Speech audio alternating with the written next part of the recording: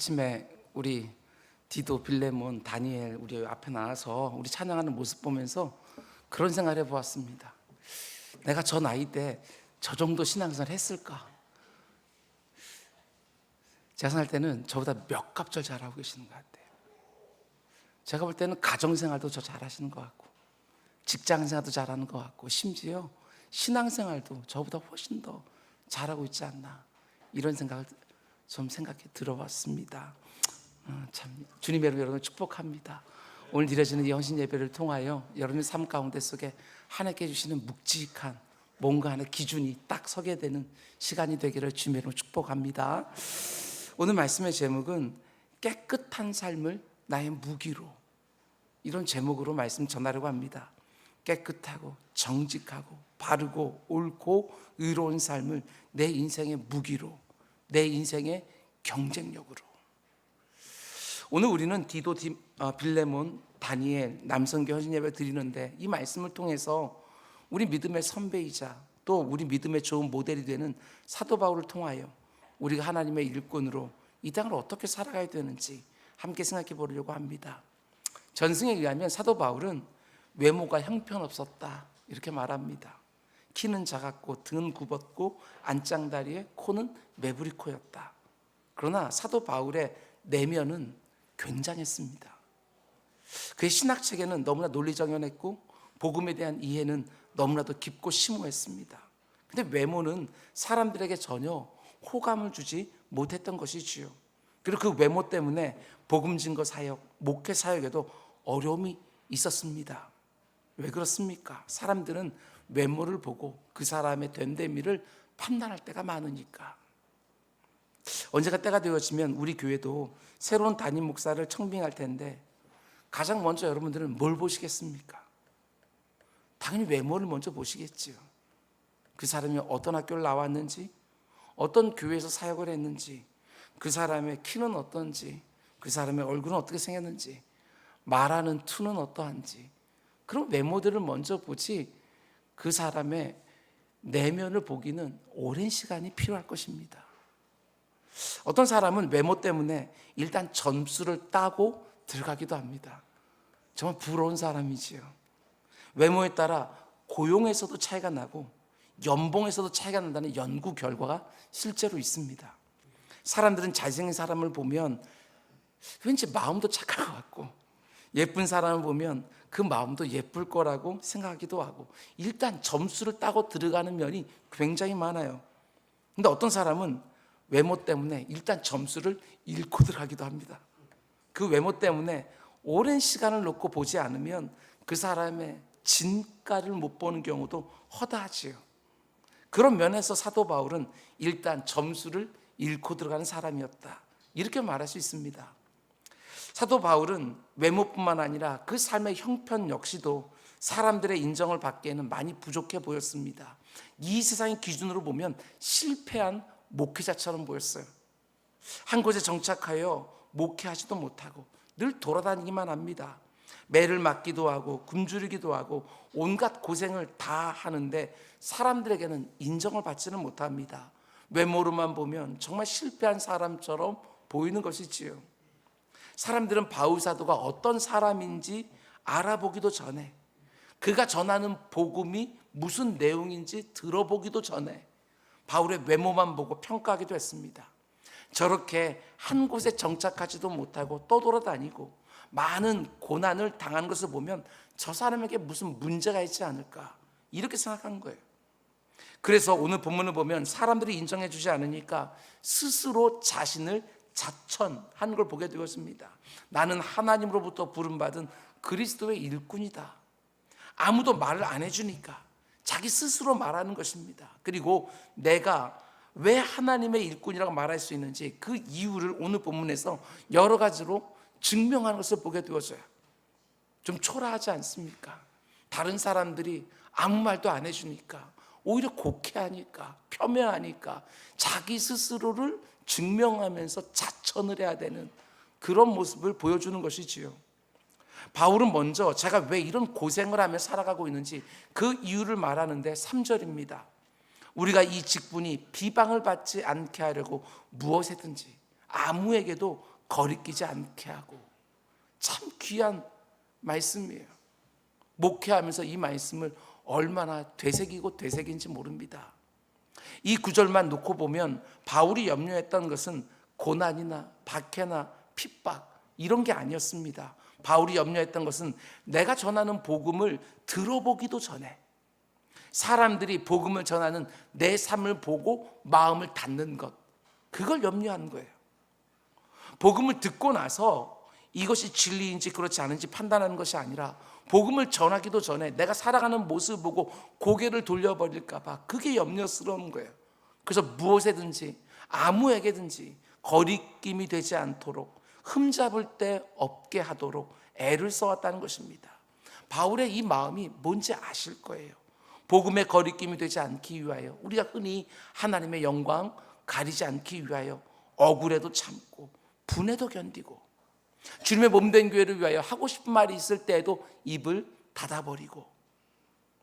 여러분, 복음을 전한다는 것은 단순히 진리를 전해주는 것 그 이상입니다. 복음을 전하는 것도 너무나 중요하지만 복음을 전하는 내가 그 진리에 합당하게 살아가려고 애쓰는 모습도 반드시 보여줘야 되는 거예요. 그렇지 않으면 우리가 전하는 것, 우리가 믿는 것은 위선으로 보여지지요.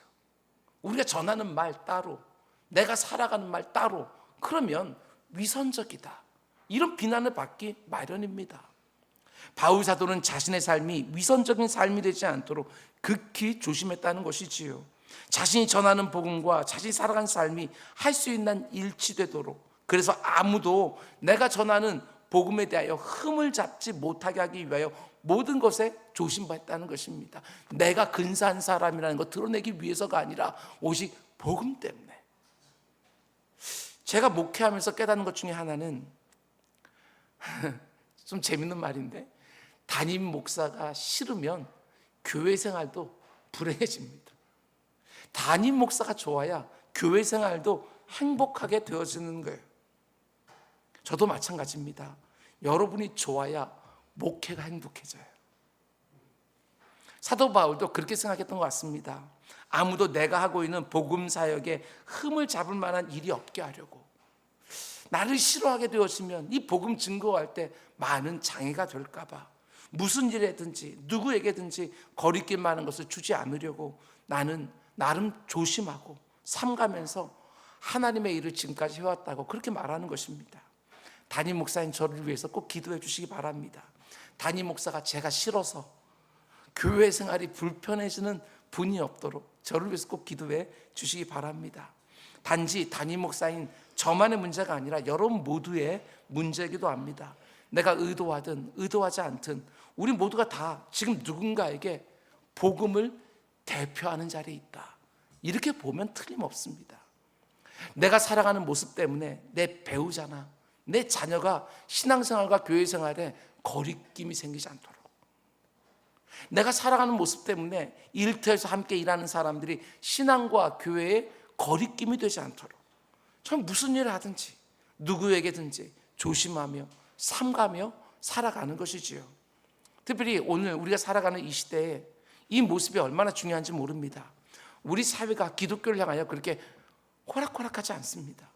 사람들은 우리가 가진 복음을 들어보기도 전에 저는 교회 다니는 사람입니다, 저는 예수 믿는 사람, 기독교인입니다 말을 하면 고개부터 젓는 경우들이 얼마나 많은지 모릅니다. 무엇이 잘못된 것일까? 우리가 가지고 있는 이 복음에 잘못된 것이 있는가? 아니면 우리가 믿고 의지하는 예수 그리스도께 뭔가 잘못된 것이 있는가? 그럴 리가 없지요.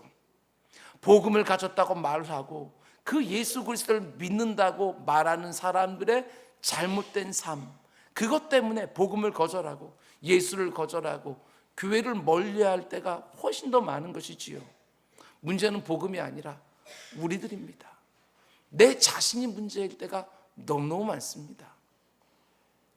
복음을 조금이라도 거리낌이 되지 않기 위하여 무엇에든지 아무에게든지 조심했다고 바울이 말하면서 이렇게 말하는 걸 보게 됩니다. 4절을 보면 오직 모든 일에 하나님의 일꾼으로 자천하여, 바울 사도는 내가 나를 하나님의 일꾼으로 자천한다 이렇게 말합니다. 스스로 추천한다는 것이지요. 자랑하려고 하는 것도 아니고 교만해서도 아닙니다. 바울 사도가 복음을 전했던, 그리고 교회를 세웠던 그 고린도 교회에 바울 사도가 떠난 다음에 많은 교사들이 들어왔는데, 그들이 고린도 교회에 들어올 때 유명한 사도들이나 아니면 예루살렘 교회로부터 추천서를 들고 온 것이지요. 종이에 쓴 추천서, 두루마리에 쓴 추천서. 그들이 자랑했던 것은 그 추천서였고, 그 추천서를 내밀면서 내가 이런 사람이라고 그렇게 말했던 거예요. 그러면서 그 고린도 교회를 눈물로 세웠던 그 사도 바울을 폄훼하고 비방하기 시작합니다. 바울에게 이런 추천서 하나라도 있느냐? 한번 본 적 있느냐? 아무에게도 추천받지 못하는데 그게 무슨 사도겠냐? 그 비방에 대해서 사도 바울이 이렇게 말하는 것입니다. 나는 그들이 가지고 다니는 종이나 두루마리에 쓴 추천서는 없다. 그러나 나에게도 추천서가 있다. 이 말을 하는 것도요, 자신의 그 억울한 마음을 변호하기 위해서 하는 말이 아닙니다. 자기가 지금까지 증거했던 그 복음에 조금이라도 누가 될까 봐, 내가 신뢰를 받지 못하면 내가 전한 복음도 신뢰를 받지 못할까 봐 애써서 지금 바울은 자기 변호를 하고 있는 거예요. 바울이 말하는 그 추천서는 종이나 두루마리에 쓴 추천서가 아닙니다. 그 당시 많은 교사들은 종이나 두루마리에 잉크로 쓴 추천서를 가지고 다녔지만, 바울은 그런 추천서가 아니라 내 삶으로, 내가 하나님의 일꾼을 직면하는 자천서를 나는 가지고 있다, 이렇게 말하는 거예요. 이렇게 말할 수 있습니다. 사도 바울이 스스로 쓴 자천서는 종이 위에 펜, 잉크로 쓴 자천서가 아니라 시간이라고 하는 그 종이 위에 자신의 삶으로 쓴 자천서였다. 오랜 시간을 통하여 내 삶으로 쓴 자천서였다, 이렇게 말하는 것이지요. 나는 종이에 쓴 자천서를 가지고 다니진 않는다. 그러나 너희가 다 보지 않았느냐? 내가 시간 속에서 너희들과 함께하는 그 모든 시간들 속에서 내 삶으로 써내려간 그 자천서 너희가 다 보지 않았느냐? 이 말을 하는 거예요. 그렇습니다. 그리스도 안에서 내가 오랜 시간 동안 내 삶으로 쓴 것만이 검증된 추천서가 되어지는 거예요. 그런 삶이 없으면 우리가 전하는 복음은 신뢰라고 하는 근거를 잃어버리게 되는 것이지요. 생각해 보셔야 됩니다. 나는 지금까지 어떤 삶을 시간이라는 종이 위에 써왔는지, 그걸 과연 누구에게 내밀 수 있는지 꼭 생각해 보셔야 돼요. 내가 은주학교에서 이 오랜 시간을 보내면서 어떤 자천서를 써왔는지, 내 가족들이 나를 추천한다고 한다면 어떤 말을 쓰게 되어질지, 이런 것들을 생각해 보셔야 되는 거예요. 뿐만 아니라 사도 바울이 시간이라는 종이 위에 어떤 삶으로 스스로 자천서를 썼는지, 이 부분을 꼭 보셔야 됩니다. 크게 세 가지 정도 생각해 보려고 하는데, 먼저 첫 번째로 바울이 뭐라고 말하느냐? 나는 지금까지 많이 견디는 것으로, 많이 참는 것으로 내 추천서를 스스로 썼다, 이렇게 말합니다. 내가 하나님의 일꾼이라는 증거는 많이 견뎠다는 데 있다. 4절을 다시 한번 보면, 오직 모든 일에 하나님의 일꾼으로 자천하여 많이 견디는 것과 환난과 궁핍과 고난과. 여러분, 절대로 매력적인 단어들이 아닙니다. 많이 견디는 것, 환난, 궁핍, 고난, 내 삶에 정말 피하고 싶은 단어들이에요. 근데 바울은 그런 단어들을 쭉 열거하면서 이런 단어들이 내 삶에 가득한 것이 내가 바로 하나님의 일꾼이라는 증거가 된다, 이렇게 말하는 거예요. 뒤에서 좀 더 자세히 말씀드리겠지만, 우리가 믿음으로 살려고 하면 할수록, 우리가 말씀대로 살려고 하면 할수록 내 삶에 이런저런 고난과 핍박과 손해와 어려움이 있기 마련이에요. 나는 복음의 일꾼으로 환난과 궁핍과 고난이 숱하게 많았지만 다 견디면서 지금까지 살아왔다. 환난과 궁핍과 고난 속에서도 누구에게 거리낌이 되지 않도록 참 애쓰면서 살아왔다. 고난 중에 꾹 참고 잘 견딘다는 것, 얼마나 어려운지 모릅니다. 근데 바울은요, 많이 견뎠다, 나는 많이 참았다, 이렇게 말하는 거예요. 제가 언젠가도 말씀드린 적이 있는 것 같은데, 진실한 그리스도인들은 양은 냄비처럼 살지 않는다는 거 꼭 기억하시기 바랍니다. 양은 냄비는 물이 끓자마자 그냥 거품과 함께 그냥 뚜껑이 들썩들썩하지요. 근데 불을 끄자마자 언제 끓이냐는 듯이 금방 사그라들어요. 은혜를 받으면 정말 열심히 해요. 하나님께서 정말 선교지로 가라고 해도 당장 짐 싸서 갈 것처럼 그렇게 뜨거워요. 근데 뭔가 내 삶 가운데 어려움이 생기기만 하면, 아니 주님의 몸된 교회를 섬긴다고 하면서도 누군가의 관계 속에서 정말 얘기지 못한 그 억울함이나 상처를 입게 되었으면 금방 또 언제 그러냐는 듯이 그 열심도 그 헌신도 싹 사그라들어 버리지요. 그렇지 않습니다. 하나님의 일을 하는 사람들은 양은 냄비가 아니라 압력밥솥 같아야 된다, 이렇게 말씀드리고 싶습니다. 하나님의 일을 하다가 아무리 어려운 일이 생겨도요, 마음속에 딱 담고 참고 견뎌내는 거예요. 내 본성으로는 막 터뜨리고 싶어도 하나님의 은혜가 뚜껑처럼 내 감정까지 꽉 닫아 놓아서 그 가운데 속에 그 터져나온 혈기도 참아내고 견뎌내고, 아무리 다른 사람들과 갈등이 생기고 미운 마음, 억울한 마음이 든다 할지라도 잘 견뎌내는 것이지요. 양은 냄비가 아니라 압력밥솥 같은 신앙생활 말입니다. 그게 바로 오랜 시간 속에서 내 삶으로 증명한 참된 일꾼의 모습이지요. 그럼 특별히 사도 바울이 무엇을 많이 견뎌냈습니까? 4절과 5절을 연결해서 읽어보면 이렇게 됩니다. 오직 모든 일에 하나님의 일꾼으로 자천하여 많이 견디는 것과 환난과 궁핍과 고난과 매맞음과 갇힘과 난동과 수고로움과 자지 못함과 먹지 못함 가운데서도, 사도 바울은 우리가 잘 아는 것처럼 참 많은 고난을 당했습니다. 근데 참 놀라운 것은 그 많은 고난을 겪으면서도 복음을 전하는데 조금 더 거리낌이 되지 않으려고, 흠이 되지 않으려고 꾹 참고 잘 견뎌냈다는 것입니다. 하나님을 향하여 왜 불평하고 원망하고 싶은 마음이 없었겠어요? 하나님, 내가 그리스도의 복음을 증거하고 있는데 왜 이렇게 내 삶에 고난이 많습니까? 뿐만 아니라 자신을 애매하게 공격하는 사람들 향하여 왜 똑같이 되갚아 주고 싶은 마음이 왜 없었겠어요? 그러나 내가 고난 중에 있을 때, 내가 공격받고 있을 때 사람들이 나를 더 주목해서 보는 줄 알고, 네가 평안할 때는 이런 모습 보였지만 네가 삶 가운데 어려움이 있으면 어떤 모습을 보이는지 한번 보자. 네가 평안할 때 했던 고백이 진실했는지, 이런 어려움이 있을 때 한번 네 모습 좀 보자. 더 주변에서 보고 있는 줄 알고, 내가 사람들이 나를 더 힘들게 하고 억울하게 만들 때 내 주변에는 그 다른 사람들이 나를 더 주목해서 보고 있는 줄 알고 꾹 참고 견뎌내는 것이지요. 사랑이 많은 사람처럼, 은혜가 많은 사람처럼, 넉넉한 사람처럼 네가 평안할 때 보였지만 네 곁에 사람들이 이렇게 너를 억울하게 만들 때 너 어떻게 하는지 한번 보자 하고 더 주목하고 있는 줄 알고 자기의 상한 감정까지 굴복시키며 참고 견뎠다. 오랜 시간을 통해서 검증이 되어지는 거예요. 여러분과 제가 믿음으로 이 땅을 살아가면서 피할 수 없는 것이 바로 고난입니다.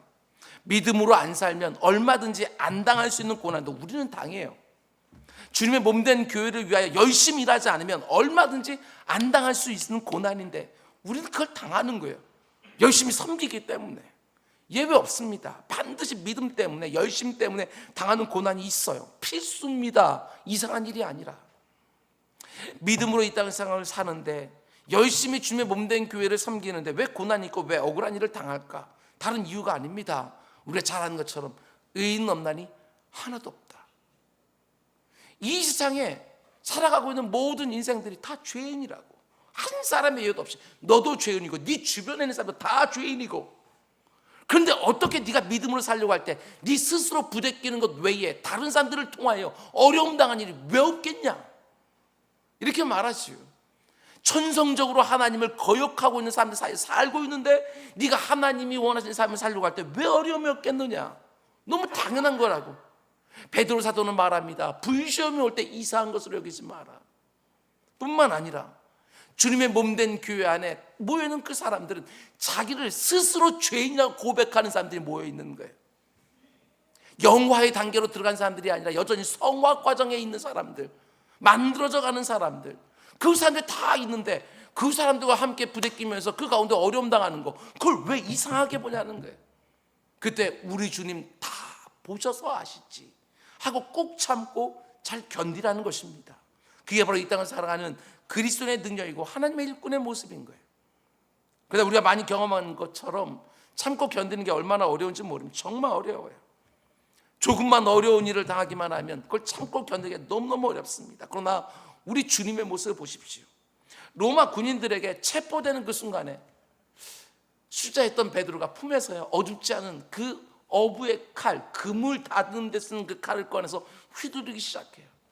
그때 우리 주님께서 뭐라고 말씀합니까? 누가복음 22장 51절 말씀 보면 예수께서 이르시되 베드로야 이것까지 참으라.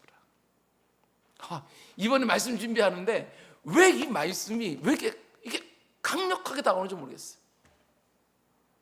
요즘 여러분들 가운데 속에 여러분 품에서 칼 꺼내고 싶은 분 계셔요? 어줍지 않은 거, 어떻게든지 내 상한 마음을 좀 드러내기 위해서. 근데 주님이 이렇게 말씀하신다고 보면 틀림없습니다. 아무개야 그것까지 참아라. 이 말씀하시는 거예요. 우리 주님 그 모든 것을 다 참고 다 견뎌내면서 끝내 십자가 위에서 달려 죽으셨습니다. 그게 바로 여러분과 저를 구원하는 능력이 되셨어요. 그게 바로 우리 성도들의 능력이지요. 견디는 능력. 목회하면서 우리 남성교회 이렇게 예배드리고 있는데 서로 다 마음이 하나 같겠어요? 다 다르지. 그런데 제가 원하는 건 좀 잘 견뎌줬으면 좋겠다. 아무리 억울한 일 당해도 제가 쉽게 편들어주진 않아요. 편들어주는 순간 문제가 더 커진다는 걸 알고 있기 때문에. 근데 그렇게 어려움 당하는 그분들이 잘 견뎌주기를 바랄 뿐이지요. 견뎌내기만 하면 다 보시고 다 아시는 하나님이 내 대신 다 알아서 해주십니다. 그리고 두 번째로 사도 바울이 시간 속에 자신의 삶을 쓴 자천서는 무엇입니까? 저는 오늘 본문을 통하여 바울이 이렇게 말하고 있다고 묵상을 했습니다. 내가 숱한 고난을 당했지만 깨끗하게 살려고 참 애를 많이 썼다. 고생했지만 그래도 깨끗하게 살았다. 단순히 고난을 참고 견딘 것만이 아니라 그 가운데 속에서 깨끗하게 살려고, 신실하게 살려고 참 많이 애를 써왔다. 6절 말씀입니다. 깨끗함과 지식과 오래 참음과 자비함과 성령의 감화와 거짓이 없는 사랑과. 바울은 가장 먼저 깨끗함으로 내가 어려움의 때를 견뎌냈다 말하는데 이게 얼마나 귀한 모습인지 몰라요. 왜냐? 여러분, 사람은 고난 가운데 있을 때에는 고난에서 벗어나는 일이 가장 중요한 관심사가 되기 마련이에요. 고난 중에 있을 때는 고난에서 벗어나는 것이 가장 큰 관심사지요. 아픈 사람은 어떻게 하면 이 아픔에서 벗어날 수 있을까? 가난한 사람은 어떻게 하면 이 궁핍에서 내가 벗어날 수 있을까? 모든 관심이 거기에 집중될 수밖에 없는 거예요. 그게 우리의 본능이지요. 여러분, 우리나라 속담을 보게 되었으면 목구멍이 포도청이다. 그죠? 그 속담이 있지요. 그게 무슨 말이에요? 여러분, 포도청은요, 죄 지은 사람을 엄히 벌하는 곳이기 때문에 죄 안 지은 사람도요 그 근처에 안 가고 싶어 해요. 근데 목구멍이 바로 그 포도청이래요. 먹고 사는 문제가 그만큼 무섭다는 거죠. 그래서 먹고 살기 위해서는 무슨 일인지 다 하게 되어지는 것, 그게 목구멍이 포도청이란 말의 의미입니다. 그래서 배가 고프면 포도청 담도 넘는다, 이런 말도 있지요. 사람은 일단 배가 고프면 그 서슬퍼런 그 무시무시한 포도청 담이라 넘어서 도둑질하려고 하는 거예요. 그래서 사람들은 너무나 극심한 고난이나 어려움이 오면 일단 살고 보려고 하는 본능밖에 남지 않아요. 그때는 깨끗함, 관심의 대상이 아닙니다. 그렇죠? 지금 죽게 생겼는데 깨끗하게 사는 거, 말씀대로 사는 거, 이게 그렇게 크게 다가오질 않아요. 정직이나 성실함이나 윤리나 미덕, 내 우선순위 저 뒤로 밀려가요. 지금 당장에는 한 숟가락의 밥이 훨씬 더 중요해요. 그러나 바울은 그 극한 고난에도 불구하고 자신의 도덕적 순결함을 포기하지 않았다는 것입니다. 고난의 때에도 막 살지 않았다는 거예요. 그래서 7절을 보면 이렇게 말합니다. 오늘 이 구절을 설교 제목을 삼았는데 잘 보십시오. 진리의 말씀과 하나님의 능력으로 의의 무기를 좌우해 가지고, 우리 남성교회 회원들께 꼭 말씀드리고 싶어요. 의의 무기를 좌우에 양손에 들고, 고난 속에서 무엇을 무기로 가졌다고 말합니까? 의의 무기. 무엇? 의로운 삶을 나의 무기로 가졌다는 거예요. 저는 이 말이 기가 막혔어요. 양손에 의로운 삶이라는 무기를 붙잡았다. 그리고 이 의의 무기는 고난의 때에 무엇보다도 강력한 나의 무기가 되었다. 고난의 때에도 놓지 않았던 의로운 삶, 고난의 때에도 포기하지 않았던 일절 깨끗한 삶이 복음을 위한 강력한 무기가 되었다고 고백하는 것이지요. 배고프다고 포도청 담이라도 넘는 게 아니라고요. 아무리 마음 상했다고 해서 기분대로 행하는 게 아니라고요. 의의 무기, 하나님 앞에서 일절 깨끗하고 바르고 정직하고 부끄럽지 않게 살려고 하는 그 삶의 자세가 네 인생의 가장 강력한 무기가 되어야 된다, 이렇게 말하는 것이지요. 성경에 나오는 수많은 믿음의 사람도 마찬가지입니다. 고난의 때에도 양손에 쥔 그 의의 무기를 내려놓지 않았습니다. 요셉은 애굽 땅에서 무려 13년 동안이나 노예 생활, 죄수 생활을 했어요. 양손에 들고 있었던 의의 무기, 그러나 한 번도 내려놓지 않았어요. 보디발 장군의 아내 유혹을 받을 때 그 유혹 한 번만 그냥 모른 척하면 아무도 보는 사람 없는데 그 삶이 완전히 바뀔 거예요. 그 힘겨운 삶 가운데 속에 뭔가 새로운 빛이 바로 그 주인마님일 수도 있었어요. 근데 어떻게 합니까? 하나님 보고 계신다 하고 거절하고 감옥으로 들어가지요. 하나님이 다 보고 계신다, 그걸 일절 자신의 깨끗함을 그 인생의 무기로 삼은 거예요. 다니엘 말할 것도 없어요.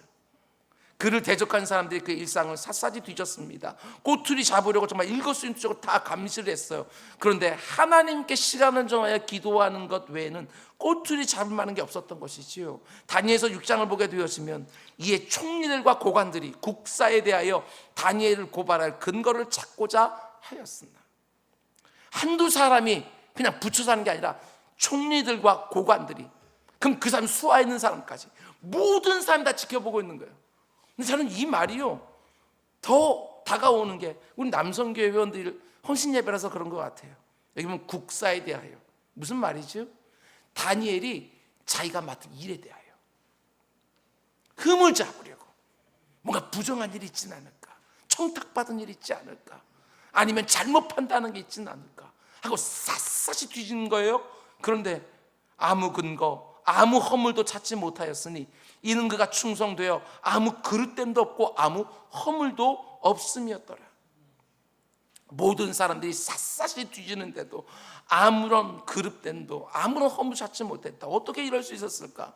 오늘 본문으로 말하면 이런 말이지요. 다니엘이 그 어떤 상황 속에서도 의로운 삶, 깨끗한 삶이라는 무기를 두 손에 들고 살았기 때문이다, 이런 말이에요. 이게 바로 디도, 빌레몬, 다니엘, 남성계 회원들의 무기가 되기를 원합니다. 다른 것으로 이 세상과 싸우고 경쟁하는 것이 아니라는 거예요. 나보다 실력적인 면에서 탁월한 사람 너무 많을 것이고 처세에서 나보다 능한 사람도 너무너무 많을 거예요. 그러나 내가 그들과 경쟁하는 것은 세상과 경쟁은 다른 것이 아니라 바르고 신실하고 깨끗한 삶, 하나님 앞에서 살고 있는 그 코람데오가 내 인생의 무기가 되게 하고 내 경쟁력이 되게 하라, 이렇게 말하는 것이지요. 하나님께 영광을 돌리고 그분의 기쁨이 되길 원하십니까? 아무리 어려운 상황 가운데 있다 할지라도 그 깨끗한 삶 포기하지 마십시오. 사람들은 우리가 무엇을 믿는지에 대해서는 별로 관심이 없어요. 근데 우리가 어떻게 사는지는 관심이 있어요. 다시 말씀드립니다. 여러분과 제가 무엇을 믿는지에 대해서는 여러분 일터에 있는 사람들이 관심이 없어요. 근데 여러분들이 일터에서 어떤 자세로 일하는지, 어떤 말을 하고 있는지, 어떤 행동을 하고 있는지, 그 가운데 솔선수범이 있는지, 희생이 있는지, 다른 사람들을 배려하는 모습이 있는지, 그건 보고 있다고요. 우리가 무엇인지를 다 우리가 믿는 바가 무엇인지를 다 알아보고 예수 그리스도를 평가하는 게 아니라 우리가 살아가는 모습을 보고 우리가 믿는 예수 그리스도를 평가하는 거예요. 그래서 여러분과 제가 양손에 의로운 삶이라는 무기를 딱 들고 살아야 거리낌이 되지 않는 거예요.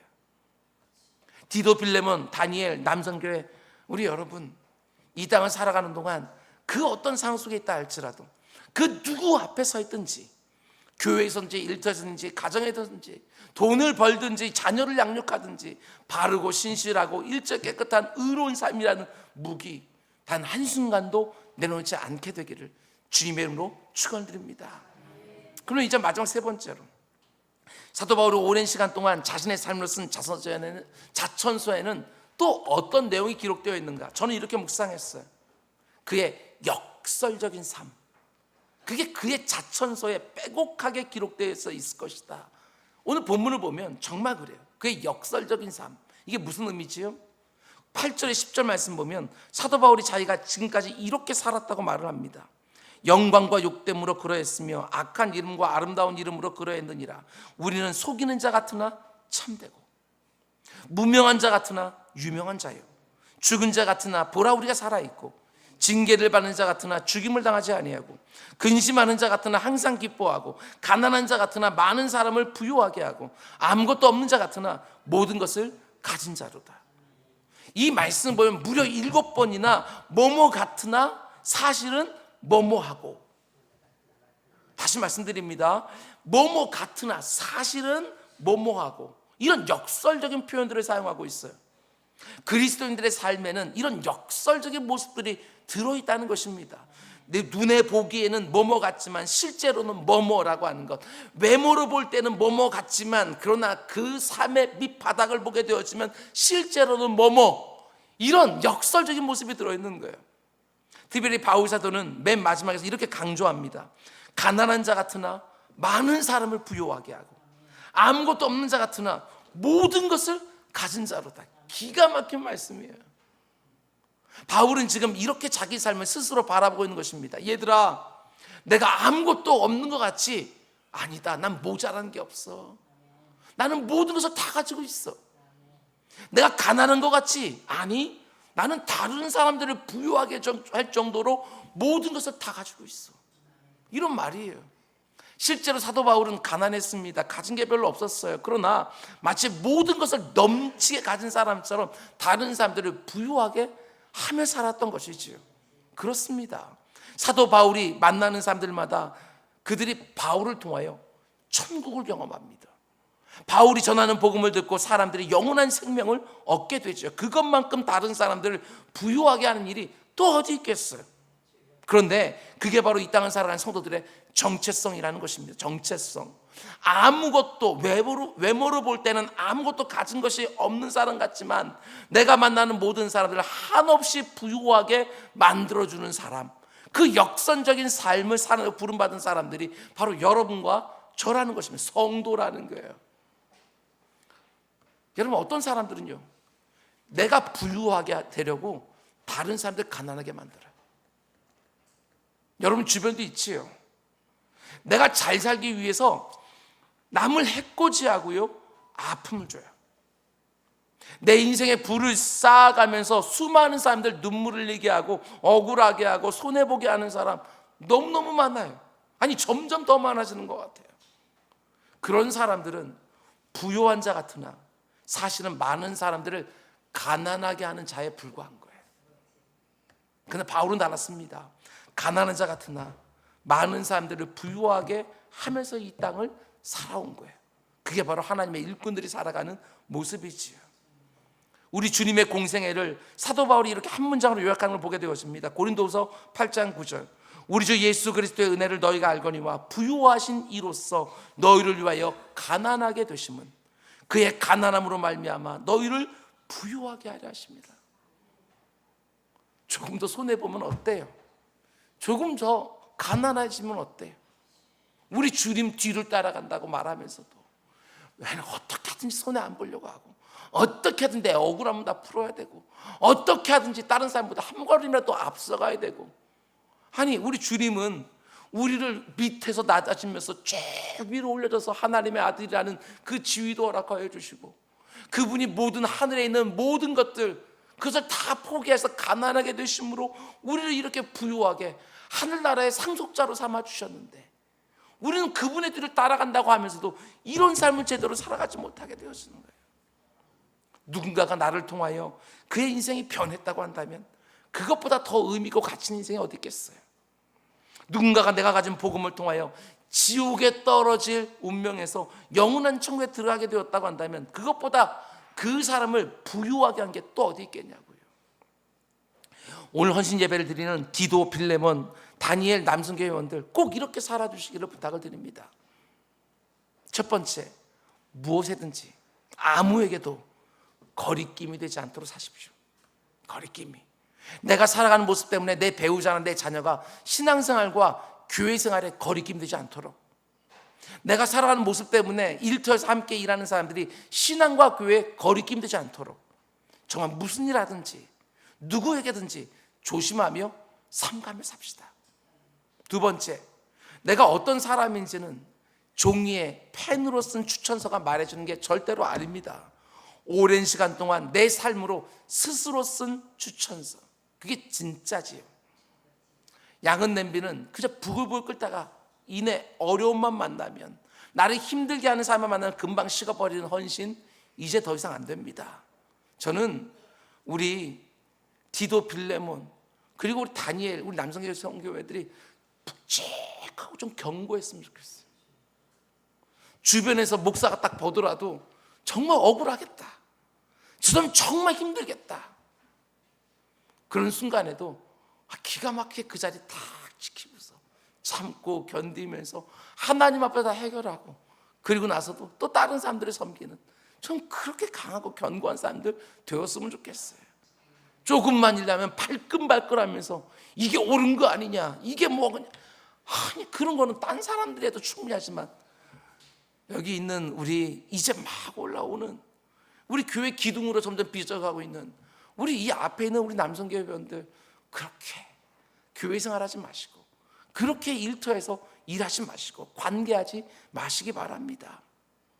세 번째, 예기치 못한 고난을 당할 때도, 나를 억울하게 만들면서 공격하는 사람 만날 때도 양손에 쥐고 있는 그 의의 무기, 의로운 삶이라는 무기 절대로 내려놓지 마시기 바랍니다.